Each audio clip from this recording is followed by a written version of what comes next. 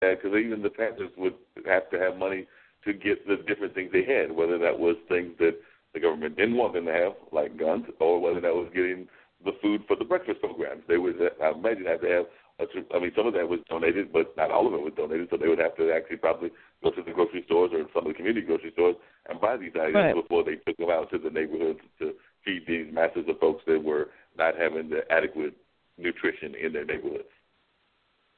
Sure.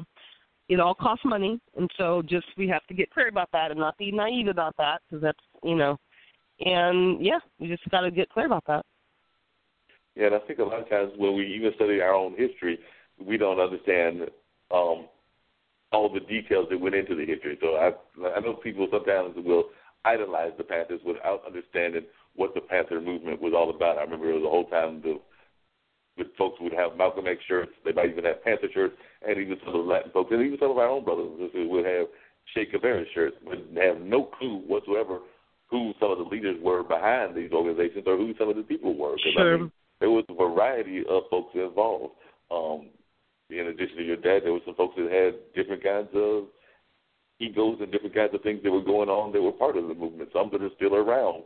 And I don't know, do you keep in touch with any of the remaining living Panthers? Like, I know that I think Eldridge is still around, if I remember correctly, and I can't remember. Yeah, Bobby's still around because I believe that Dean saw Bobby speaking in New Jersey not that long ago. So I just wondered if you kept in touch with any of your father's old cohort. I haven't directly, no. I mean, my daughter, she's met with Angela Davis, which has been, nice for her to connect with that part of her history, her own lineage. But no, I have not actively kept in touch with Panthers. I do keep my eye on, sort of what's happening in the sort of social justice zeitgeist with Black Lives Matters, and so I keep a pulse on that, but I don't necessarily, I'm sort of busy empire building. No, I understand that, and the empire building is very important and things of that nature. And that's one of the things that was the other question I was going to ask you, because we've had this conversation with several of our guests, some that are business owners, some that are more in the activist community. But one of the things that we have found is that one of the complaints that I've heard, and I've actually, one of my other fields that I'm involved in is education. I work with a leading testing company that does like some of the end of the year tests throughout the country and everything. There's several of them around, and I work with one of the leading ones that's based here in North Carolina doing some of those test grading and in some cases team leading kind of projects. But I sometimes wonder if we're not too busy training kids to the test and not doing enough of training them into actual models of developing their skill sets. Because there was a time that vocational education was very popular, whether that was the more labor-intensive kind of vocational, like auto mechanics and bricklaying and stuff of that nature. But there was also a time that I believe that a lot of people were learning the business models of learning about business in as early as high school and junior high. I personally think that is somewhat declined now, and that we don't see as much of that as we used to. And I was wondering if you have found that to be the case, even when your kids were growing up. I know they're in their 20s now, but when they were growing up, did you find that there was enough opportunities for them to learn about business and business education in the school system, or has the school system got away from that? Well, that's why I had them in private education, right? So what happens in independent school system is, my kids went to school with, Robert Redford's grandkids and George Lucas's grandkids and the Schwab's grandkids, and right? And so, and the reason that I did that, people have challenged me, well, you're just educating them to the white man's school and da-da-da-da. No, there's a different type of thinking. It's really divergent thinking that's taught. In those schools, you're groomed as part of the culture that you're groomed to be a leader in the world. That you are expected to get out here and run stuff. And so, if you're expected to get out here and run stuff and not just be a consumer and an employee, right? Then they train you differently for that because of the distance of it. So my kids got exposed to that, right? To the kids, sort of an entrepreneurial bent in sort of the way, but they were really raised and groomed to be leaders and to run things. So I think that if you want your kid to have that, I think you have to either homeschool them or you got to put them in an environment where that's a part of the culture. Yeah, and so you feel that the public schools are not doing that well.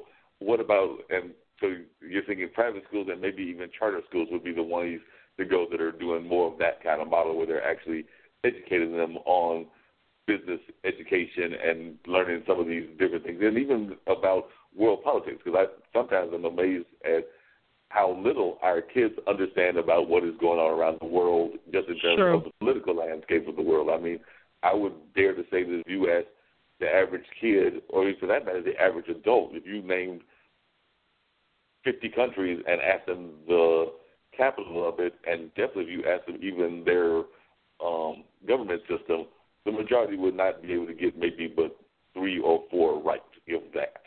And I know that that's a low figure, but that's just kind of the vibe that I'm getting from the community, is that many of them, if it's not, France or England and the very common countries, they would be at a total loss. Yeah, it's a shame, and it's amazing because we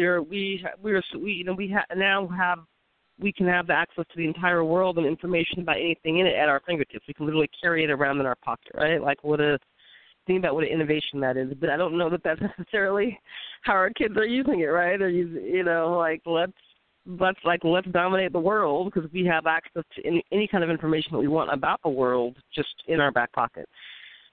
Think about what that would have meant,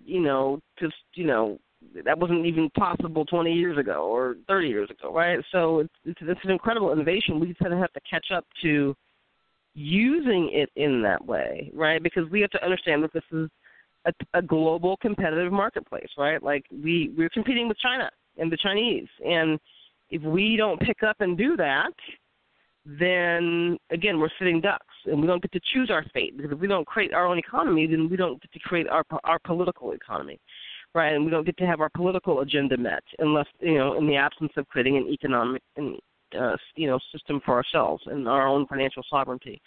So I just think it's going to be as a parent, it's going to be your job, right, to direct your kids to understand the world they live in. They really have to understand the world that they live in. So that's job one as parents, is to understand how to give them the best education possible and to really understand the world that they live in so that they can be global citizens.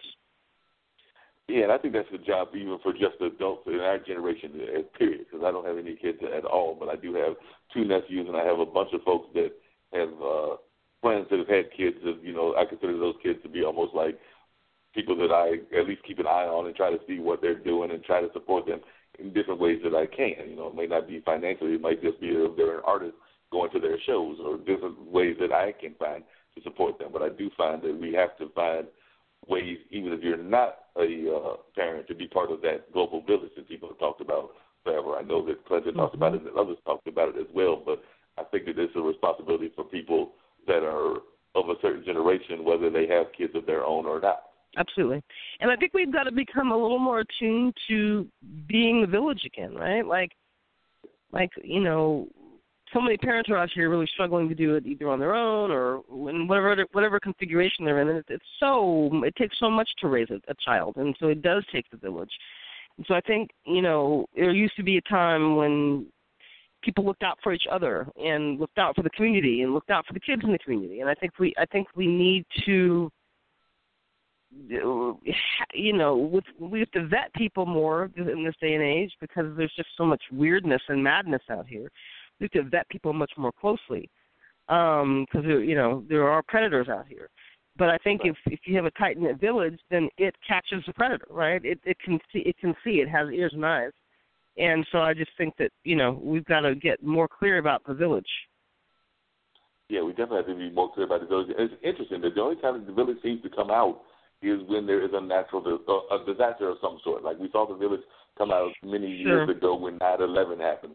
We've seen it here in North Carolina, the village come out when we had the floods recently. We saw it during Katrina in New Orleans a while back, and different other places. We've seen it out in California with the fires, but it seems that when the only time that the village really comes out is when those disasters happen, whether those are man-made or, and I think most of those I just described, except for the 9/11, were natural ones, or even like Las Vegas, we saw with the shooting. So it can't be either something that has happened that was man-made, or it could be a natural disaster. But that's when the village comes out. But then, unfortunately, we have a tendency to it's almost like single-minded villageness, which we will come out as a village during those times. We'll even come and knock on our neighbors' doors, make sure that they're all right, make sure that everything's good and dandy. But then as soon as that disaster is over, we go back into our single-minded ways, is what I've observed. So I think that you're right. We have to find a way to be more focused on it and maintain it on a regular basis and not just during times of disaster. Yeah, there's an app, excuse me, that I just got because I just moved back to the Bay Area from I was in the Midwest for the past year, and there's an app called Nextdoor, and you can put in sort of your zip code and it's sort of like a bulletin board for people in your local community, and so you can kind of get a sense, there's a real sense that people are looking out for one another, and they do commerce on there and they buy and sell stuff, but they also let you know if like there's some weird car, in the neighborhood that doesn't look legit, or there are ways to sort of observe and build community. We just have to access them. Yeah, we definitely have to do a better job of accessing. I'm familiar with Nextdoor, and I know that LinkedIn is another one that people will use in terms of like creating their business and everything. And I've saw one recently that people have been using a lot, which is kind of like LinkedIn Junior, called Alignable, which is, I'm not sure where it's based at. It may be East Coast based, but it's very much similar to LinkedIn, where people are finding the opportunities to connect their business networks. When you've been doing your coaching and when you've been talking to business leaders, what has been the things that have shocked you the most? That's one of the things I always ask people is how to find out what just shocked them the most is we're talking to either business leaders or thought leaders that you were surprised about. I know one of the things that you wrote about this that I was surprised that you brought it up and everything was the fact that you even alluded to how sometimes, and you just mentioned earlier with the white supremacy thing, but how the election of Obama really scared a lot of folks and that they went into, like, for lack of a better term, fear mode. I know that you wrote that in one of your traditions that I read and everything. So just wondering, in addition to that, what were some of the other things that shocked you as you have talked to business leaders of all sorts? I mean, you talked to white business leaders, of course, our business leaders, and just business leaders in general. Well, I think one of the things that I'm always surprised at is that, when you look under the hood, right, with anyone, people are usually far more vulnerable, far more afraid, they have a much more tenuous hold on things than they let on publicly, right? So that's the first thing, is everybody's scared and everybody's hurting in some way or another about something. So, so I get to sort of love people into their greatness, right, in the context of the work. So I don't care if it's a CEO or an athlete or, an entertainer and all that. There's some issue that they have, some wound that they have, something that they're dealing with, right? So everybody has that. It's a very human condition. So I think it's that. I just think that, I'm always amazed at, sort of in just what people have gone through. Like, it always amazes me what humanity has gone through, right? Like, people are afraid and people suffer and people, take risks and fail and win. And, there's so humanity is such a beautiful, diverse experience, right? But I think a lot of times we underestimate what it really takes to get up and do big things, and we underestimate the kinds of fears and trepidation you have to overcome to do it. So that's always amazing to me.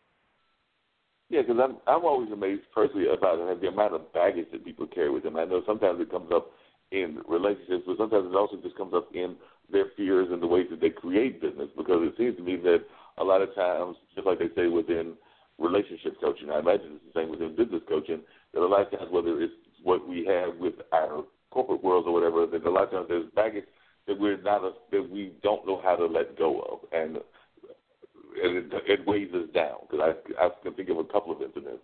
I can think of people, whether we're talking about relationships, that have not totally let go of their past relationship baggage. But then I can also think of people that are weighed down by whatever their corporate job is, and they don't necessarily know how to cope with the weighing down factors, and it oftentimes can influence the way that they deal with just life in general, because a lot of times it might be a boss that is being very oppressive in the way that they're dealing with you and everything, or they're not giving you enough due, or they're not giving you enough respect. Because I think a lot of times we oftentimes will let ourselves stay in jobs that we don't necessarily need to be in, because I know, or not really go